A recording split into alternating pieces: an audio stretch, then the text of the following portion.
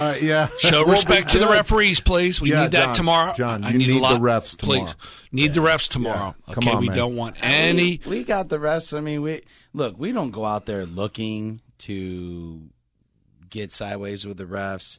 You know, we've talked about some of the stuff that's gone on in here with regards to, you know, calls that we thought were maybe a little bit over the top, or, you know, things that have gone on, but it goes both ways. I mean, last Saturday, the other team was all bent out of shape. And look, we had many plays last weekend that to me were a little bit over the top. I mean, especially even when you walk out on the field and ask the ref a question and he's talking to you like you've done something wrong. The best way I tell them all to look at it is over a year, you're going to have 100 calls.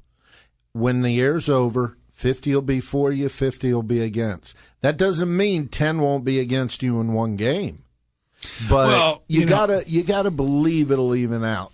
Well, it's funny you would say that, Scott. I'm serious. Now I'm going to side with John a little bit. Here we go. Now, because Don Chula said it perfectly.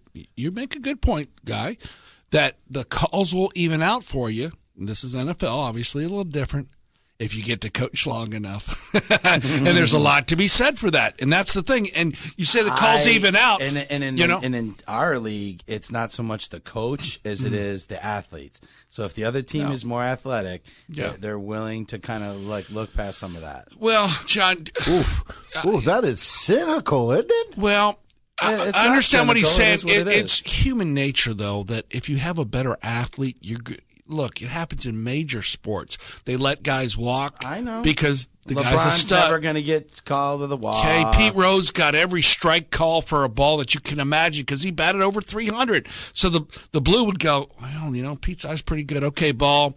And you get the better. Is it right? Of course not. But it's human nature. Rod Carew struck out 9 times in a year. Really? Yeah. I mean, come on. Yeah. You know, Think exactly. about it. So there, is it right? No. Is it human nature? Yes. And I'm not even complaining about it. I think I think it's a point of topic when you have that conversation. Sometimes I think people, and especially some of the parents out there that are on the sidelines and they're not out there and they don't know what's really going on the field.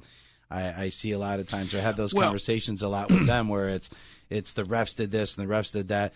And like, look, there are going to be games like that where you feel like you couldn't have done anything right, but it's not necessarily the refs. It just happens. It's like the football or the baseball or whatever. Well, any sport, John, and you being involved as the coach, obviously, and I think you'll man up to this. I won't kind of put you on the spot a little bit. Try. Well, no, it's human nature again.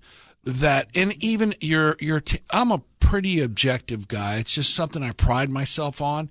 But if I was coaching, if I had a rooted interest in the game, okay, or if I was playing fantasy and I might go, oh, we got 2 feet in. Come on, ref.